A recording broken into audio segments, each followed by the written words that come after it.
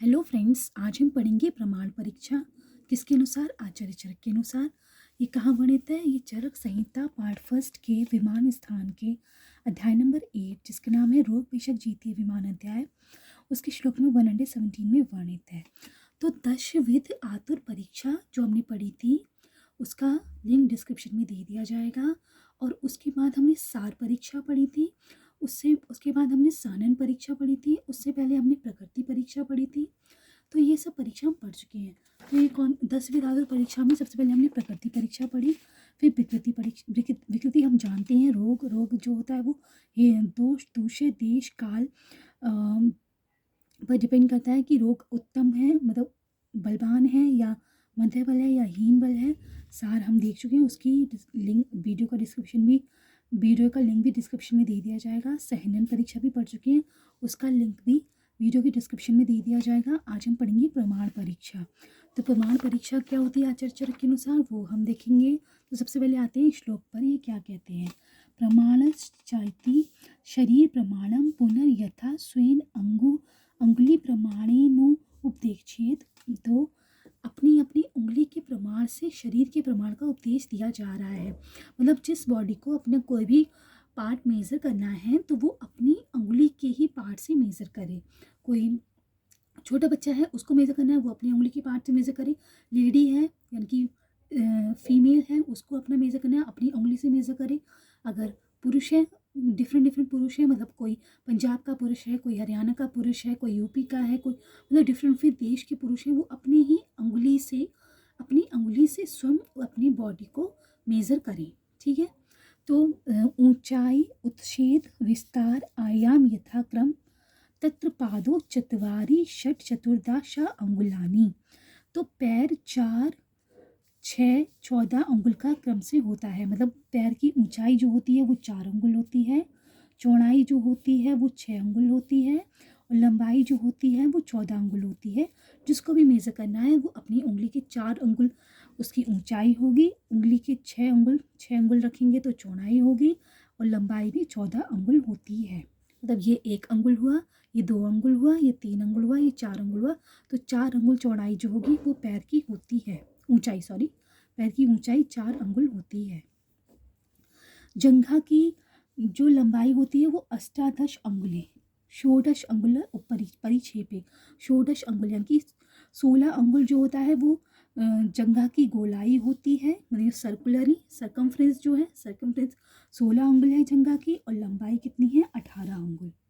जानु पे आते हैं। जानुनी चतुर अंगुले षोडश अंगुल परिक्षेपे यानी कि उसकी सर्कमफ्रेंस 16 अंगुल की है, और गोलाई जो है जानु की 16 अंगुल है, और 4 अंगुल लंबाई है, लंबाई 4 अंगुल। उरु की गोलाई त्रिशंद अंगुले परिक्षेपे, गोलाई यानी कि सर्कमफ्रेंस 30 अंगुल है उरु की, और 18 अंगुल लंबाई है। अष्टादश अंगुलो उरु। ठीक है। षड अंगुल दीर्घो वृषणो अष्ट अंगुल परिणाहो। दोनों अंडकोश 6 अंगुल लंबे होते हैं, यानी कि टेस्टिस 6 अंगुल लंबी होती है, और 8 अंगुल गोल यानी कि सर्कमफ्रेंस 8 अंगुल की होती है। शेफा षडस अंगु दीर्घम पंचा अंगुल परिणाहम। लिंग जो होता है 6 अंगुल लंबा होता है, और 5 अंगुल गोल, सर्कमफ्रेंस 5 अंगुल की होती है। द्वादश अंगुली परिणाहो भग यानी कि जो बल्बा होता है, फीमेल जेनाइटल ऑर्गन जो है बल्बा है, उसे बल्बा कहते हैं। भग विस्तार 12 अंगुल का होता है, और कमर 16 अंगुल चौड़ी होती है। षोडशा अंगुल विस्तारा कटी यानी कि कमर 16 अंगुल की होती है। 10 अंगुल वस्ती सिर, वस्ती यानी कि जो यूरिनरी ब्लैडर होता है, यूरिनरी ब्लैडर के सिर की जो उसका हेड रीजन होता है उसकी चौड़ाई 10 अंगुल होती है। 10 अंगुल विस्तारम द्वादश अंगुलम उदरम। उदर यानी कि पेट जो होता है, स्टमक जो होता है वो 12 अंगुल लंबा होता है, और 12 चौड़ाई में 10 अंगुल होता है। द्वादश अंगुल उदरम चौड़ाई में 10 अंगुल होता है, 10 अंगुल विस्तारा चौड़ाई में 10 अंगुल, और लंबाई में 12 अंगुल होता है। द्वादश अंगुल विस्तीर्ण द्वादश अंगुल आयाम पार्श्व जो होता है वो चौड़ाई में 10 अंगुल होता है, और लंबाई में 12 अंगुल होता है। तो पार्श्व और पेट यानी कि पार्श्व और पेट दोनों का जो मेजरमेंट है वो सेम है। दोनों की लंबाई 12 अंगुल, चौड़ाई 10 अंगुल। द्वादश अंगुलम स्तना अंतरिम, दोनों स्तनों के बीच के भाग 12 अंगुल होता है। दो अंगुलम स्तन पर्यंतम, दोनों 2 अंगुल स्तन पर्यंत 2 अंगुल होता है। स्तन पर्यंत मतलब काला भाग जो होता है स्तन का, इनकी ब्रेस्ट का जो काला भाग होता है, इनकी निपल के अराउंड जो काला रीजन होता है वो 2 अंगुल का होता है।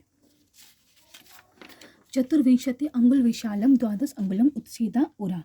उरा इनकी छाती जो होती है वह चौड़ाई में 24 अंगुल और ऊंचाई में 12 अंगुल होती है। 2 अंगुलम हृदय, हृदय जो होता है वो 2 अंगुल का होता है। अष्टा अंगुलों स्कंदो, स्कंद जो होता है इनकी कंधा जो होता है वो 8 अंगुल का होता है। षड अंगुलों अंशों, दोनों अंश 6 अंगुल के होते हैं।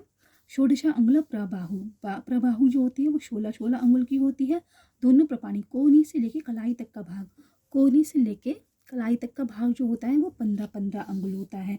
और प्रबाहु मतलब कंधे से लेके कोहनी तक का भाग जो होता है वो 16 अंगुल होता है। हस्तो द्वादश अंगुलों, दोनों हाथ 12 अंगुल के होते हैं। कक्षा अष्टों अंगुलों, दोनों काख कक्षा 8 अंगुल के होते हैं। यानी कि आर्मपिट, कक्षा कहते हैं आर्मपिट को, काख यानी कि आर्म पिट जो होते हैं वो 8 अंगुल के होते हैं। त्रिकम द्वादश अंगुलम उच्छेदा, त्रिक अस्थि जो होती है वो 12 अंगुल ऊंची होती है। अष्टादश अंगुलम उच्छेदम पृष्ठम, पीठ जो होती है 18 अंगुल ऊंची होती है। चतुर अंगुल उत्सीदा द्वाविशतो अंगुल परिण्याह शिरो, गर्दन ऊंचाई में 4 अंगुल, गोलाई में 22 अंगुल की होती है। तो गर्दन ऊंचाई 4 अंगुल होती है और गोलाई यानी कि सर्कमफ्रेंस कितनी होती है 22 अंगुल की होती है। द्वाविंशति अंगुला, द्वाविंशति यानी कि 22 अंगुल। द्वादश अंगुल उच्छेदम चतुर्विंशति अंगुल परिणाहम आननम, मुख जो होता है सिर जो होता है वो ऊंचाई में 12 अंगुल का होता है और गोलाई में 24 अंगुल का होता है क्योंकि उसकी सर्कमफ्रेंस 24 अंगुल की होती है। पंचा अंगुलम आस्यम, मुख जो होता है वो 5 अंगुल का होता है। चिबुक, ओष्ठ, दोनों कान, दोनों नेत्र के बीच का स्थान, नाक, ललाट, ये सब 4 अंगुल के होते हैं। चिबुक यानी कि ठोड़ी, ठोड़ी चिबुक को कहते हैं। ओष्ठ यानी कि लिप, दोनों कान, दोनों नेत्र के बीच का स्थान, नाक, ललाट, ये सब 4 अंगुल के होते हैं। षोडशो अंगुल उच्छेदो द्वादश त्रिंशदो अंगुल परिणाहम शिरा, सिर ऊंचाई में 16 अंगुल होता है और गोलाई में 32 अंगुल का होता है। तो ये मुख का था। मुख मतलब जो चेहरा है, फेस है, जो फेस का जो था वो था 12 अंगुल गोलाई, 12 अंगुल ऊंचाई में, 24 अंगुल गोलाई में। और सिर यानी कि जो हेड है वो 16 अंगुल ऊंचाई में और गोलाई में 32 अंगुल होता है। इस प्रकार शरीर के अंगों में अवयवों का अलग अलग प्रमाण बताया गया है। केवलम पुनः शरीरम अंगुली परवाणी चतुर्शीति, केवल शरीर 84 अंगुली पर का लंबा होता है।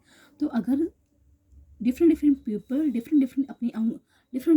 अपनी अंगुली से मेज़र करेंगे तो 84 अंगुल का यानी कि चतुर्शीति 84 अंगुल का पर्व लंबा होता है। अंगुली पर्व लंबा होता है शरीर की लंबाई कितनी है 84 अंगुली। बहुत इंपॉर्टेंट है, ये एग्जाम्स में पूछा गया है कि 84 अंगुल लंबाई का क्या होता है, शरीर होता है। इस प्रकार ये शरीर आयाम और विस्तार में शरीर के बराबर हो तो उसे सम शरीर कहा जाता है।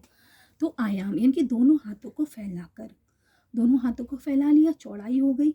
तो दोनों हाथों की एक मिडिल फिंगर से लेके पॉइंट से, मिडिल फिंगर के पॉइंट से लेके दूसरी मिडिल फिंगर के पॉइंट तक अगर हम ऐसे हाथों को फैलाकर मेज़र करेंगे तो, और हेड टू टो मेज़र करेंगे तो जो आयाम और विस्तार होता है वो इक्वल आता है, उसे सम शरीर कहते हैं।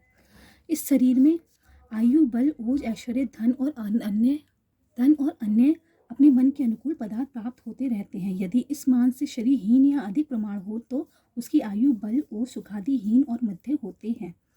तो अगर सम शरीर है तो आयु बल, ओज, सुख, ऐश्वर्य, वित्त, इष्ट, च अपरा भवत्या यथा प्रमाणवती शरीर है। अगर सम शरीर नहीं है तो उससे विपरीत होता है, हीन या अधिक बल का होता है। क्योंकि अगर सम शरीर नहीं है तो क्या होगा, या तो गिगनैटिज्म होगा या ड्वार्फिज्म होगा। तो जायंटिज्म होगा तो उसमें बॉडी की हाइट बहुत ज़्यादा होती है तो उससे बहुत इफेक्ट पड़ता है, जैसे कि उसे मेटाबॉलिक डिसऑर्डर्स होने लगते हैं और जो डेथ रेट होता है वो नॉर्मल बॉडी होता है उससे 2 टाइम्स रिस्क पे होता है कि उसे मृत्यु जल्दी आ सकती है और उसको बहुत ज़्यादा डेली एक्टिविटीज़ करने में भी दिक्कत होती है। तो ये उसकी आयु, बल, ओज, सुखादी, हीन और मध्य होते हैं। अगर ड्वार्फिज्म डिफरेंट डिफरेंट टाइप के होते हैं, तो उसमें कार्डियोवास्कुलर डिजीज़ हो जाती हैं, और उसमें भी डेथ की जो कुछ ड्वार्फिज्म ऐसे होते हैं जिनमें 30 से पहले ही डेथ हो जाती है, ऐसे चांसेस भी देखे गए हैं। तो ये जायंटिज्म और ड्वार्फिज्म में ये होता है अगर समसरी नहीं है, ये हो गया कि जायंटिज्म हो गया, ड्वार्फिज्म हो गया, तो उससे बहुत सारी मेटाबॉलिक डिसऑर्डर बॉडी में होते हैं। तो गाइज हमने ये देखा था प्रमाण आचार्य चरक के अनुसार सारे अंगों का जो प्रमाण आचार्य चरक ने दिया है, चरक संहिता में अध्याय 8 में विमान स्थान के, रोग भेषज जीति विमान अध्याय में। इससे आगे आने वाली वीडियो में हमारी जो और परीक्षा रह गई हैं, जैसे कि 7 में परीक्षा, सत्व परीक्षा, आहार शक्ति, व्यायाम शक्ति, व्यय, ये सब परीक्षा भी देखेंगे। तो इससे आगे वीडियो में और भी इंपॉर्टेंट टॉपिक्स पढ़ेंगे। Till then thank you, have a nice day. जय हिंद, जय भारत, जय आयुर्वेद।